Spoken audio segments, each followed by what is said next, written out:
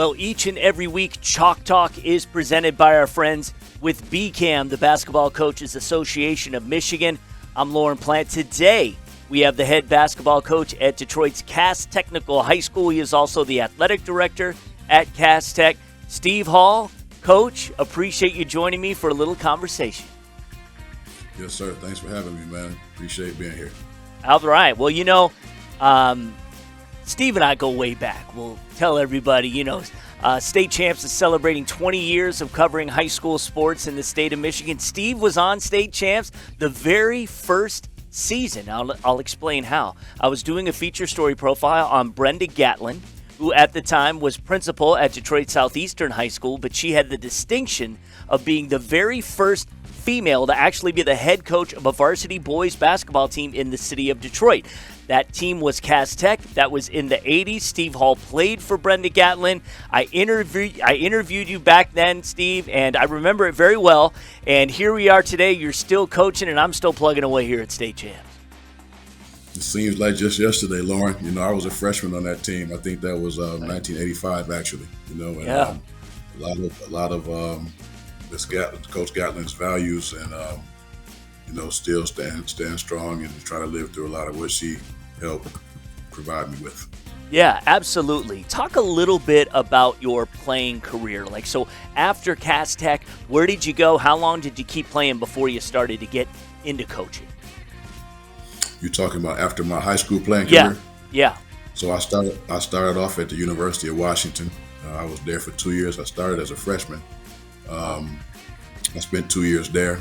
And at that time, Gary Payton, Pooh Richardson, Terrell Brandon, and Sean Elliott, it was just a plethora of great players. That was during the Magic Johnson era. So people were playing very fast and up-tempo. I was a big point guard. I went out west. Stayed there 2 years and ended up at Virginia Tech. And that was on the heels of Bimbo Coles and Dale Curry and a great Metro Conference with Louisville and Cincinnati and Memphis with Penny Hardaway and Sam Cassell and Bob Sura at Florida State. And just had a misfortune of 4 coaches in 5 years, but a great experience. Right. I played overseas for 4 years, traveled the world quite a bit. And after that, I had an opportunity to take on a startup basketball program, in its first year in the PSL. Detroit Rogers. That was 1996, and you do the math. It's been a long time. I went to college and coached for 8 years. Had great experiences there, and now I'm back at my alma mater. So it's been full circle. I've been blessed and privileged to be a lot of places all the way as far as Australia, and I'm back at my alma mater, and it's a good situation. Absolutely. In the early days of State Champs, and you mentioned it, you were coaching at Detroit Rogers Academy. That's where we really got to know you here on our airwaves, a school that no longer exists, but when it was, arguably one of the greatest small school basketball programs in state history. There was a run there, especially between 2003 and 2005. You guys won 3 straight state championships, including one of the top 10 greatest moments in State Champs history, and we're going to have to update that list, but this one will always live there. The freshman Eric Evans making an incredible steal and bucket at the buzzer in overtime. How special was your time at Rogers? Because I believe it's been 15 years now since the school's been closed. I just tell people, Lauren, I was 26 years old, man. I had no idea what I was up against. We had inferior facilities. We had lack of numbers, lack of resources, and quite, the location and just a lot of challenges. But I was so young and naive and driven, I had no idea what we were up against, and when I reflect on it, it's absolutely phenomenal, unbelievable. And I tell people that, if Rogers hadn't closed, I'd probably still be there. It was just that much of an attachment. But just when we reflect, we had, 3 different schools in the BCD division that won state championships. All of the coaches were, young guys, and just, all of us had the fortune of coaching professionals. It was just a phenomenal time, and Rogers was a special place, to have 75 boys in the whole school, and I can remember Tom Izzo and Jim O'Brien and Tommy Amaker and these guys just trekking, to the Herman Gardens projects where our school was located to come get these kids at some of the most gratifying times of my life. Yeah, absolutely. And you alluded to it. You went ahead and spent some years coaching at the collegiate level. We still connected when you came back on recruiting trips and things of that nature. But then you came home. What ultimately brought you back home, especially to your alma mater, no less? I'm a Cass Tech legacy kid. My father was an administrator at Cass Tech in the 70s. My mother was a counselor. My sister was a class president. It was something that I always wanted to do. And ironically, I got the offer in 2008, the same time I had an opportunity to go to Duquesne and coach in college. Right. And it was it was too good of an opportunity to turn down, but it was definitely a dilemma for me. It was tough, some things unfolded, and I had a chance to come back to Cass Tech, and I was friends with Dave Dixon. He wasn't replaced. It was just something that was kind of discussed. He was at a crossroad in his career. And it lined up for me, and it seemed like a good move for my family unit at the time. So I came back to my alma mater, and it's been good. Yeah, absolutely. You've been doing this a long time. What would you say, because it's always fun to ask in these conversations, your style of coaching? High school is such a unique level. And obviously you want to cater to your strengths. But do you stick with the philosophy that you need your players to buy into when they play at Cass Tech? So Lauren, it's like a card game. Every hand is different, But the one thing that I've had at Cass Tech, is quantity. So at Rogers, probably 1 through 7, I had more. I had more talent, but probably 8 through 15 at Cass Tech, I have more. I don't have the high-end talent that I had before, but I have more numbers. So I tried to implement a style where I could utilize numbers, and so we play an up-tempo style, we play an aggressive style, and it's been a lot of buy-in with that. You get to use more kids, and it's challenging because it's an instant gratification era, so oftentimes it's kids that stick around and have opportunities as upperclassmen to really thrive. Although I have some special underclassmen right now, that's kind of the system, and it's been successful for us. Yeah. Let's talk briefly about the 2022-2023 version of the Technicians. Got to the state quarterfinals a year ago. Coming into this week, you were undefeated, 10-0, I believe. We've got you ranked second in the state. Tell our audience about this team and shout out some of your guys who've been playing well. I think I got a special group. I realized that we were pretty talented when we went to Ohio this year. This summer there was an event that BCAM had in collaboration with the Ohio Basketball Association.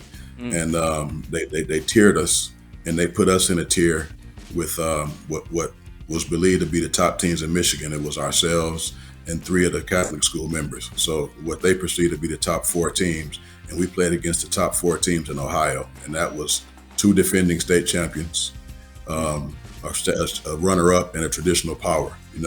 And it's summer league obviously, but it was wall to wall with college coaches, and we played a team that's ranked nationally in the top 25 right now, Pickerington Central, out of Pickerington, Ohio, and we just had a phenomenal. We won all of our games. They said that we were the top team at the event, and that's when I realized that we were a little bit different, and we didn't have a whole lot of missteps throughout the summer or the fall.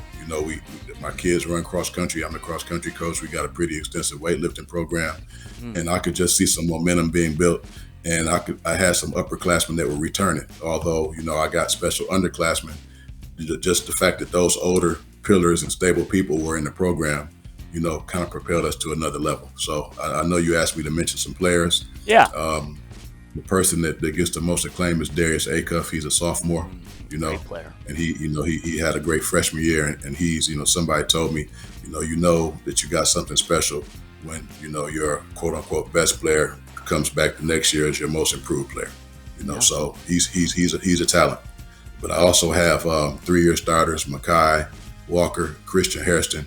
I have a fast rising senior who's special, and Trevon Cooper, who I think may be the top senior in the PSL, in my opinion. I think he's that good. I think his ceiling is that high.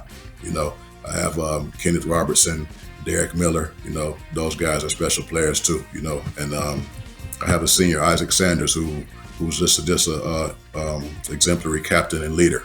So we got some up and coming guys. Some of my front court players are young, Amari Johnson and Lee Harris. And, I just think that we have, a nice puzzle, Lauren. What we have, when we look around, I see teams with 2 and 3 Division I players. I don't necessarily think we have that, but I think that we have a nice puzzle. We like one another. We play hard together. We play for each other. Yeah, and like you said, you've got depth because you like numbers, and keep those fresh legs in there. It's going to be important. And running cross country. Go ahead. Well, I didn't mention Corey Sadler, who's very noteworthy as a football player. But he's probably no ninth grader that fits our puzzle better than he does, because he's a high motor kid. He really defends. He complements A-Cup very well. He's tough. I wouldn't trade him for any ninth grader, and I know he's a football phenom, but he's a pretty special basketball player too. One of the top players in the state as far as prognostications go in terms of where he is at his class. An incredible athlete.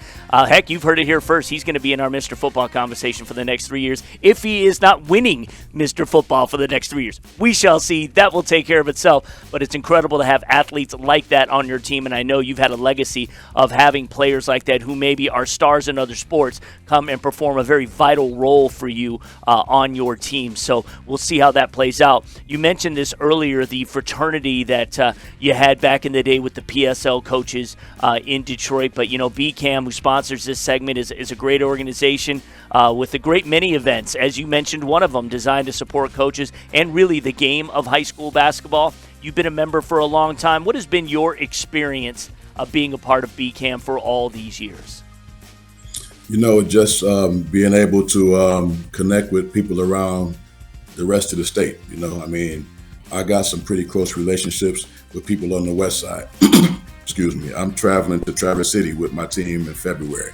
Just being able to extend beyond this area and cultivate relationships and give kids lifelong memories, is what it is. Some of my best memories are from high school, even though I've, done quite a bit since high school, just the relationships, the traveling. So I think that's what I would say most about BCAM is that, in high school, you got oftentimes people that are working all day long and they got families at home and they coaching. It's different from college, It's a little bit more, it's just, it's more natural, at this level. So, BCAM has afforded me the opportunity to develop those type of relationships, and I appreciate that.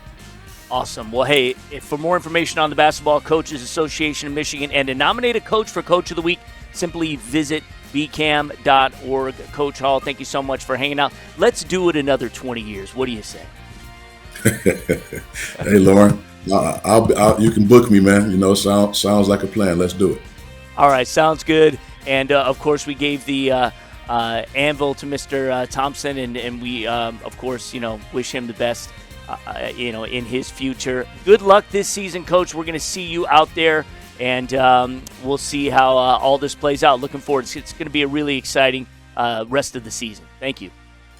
Thanks for having me. Thanks for your support. Looking forward to seeing you down the road.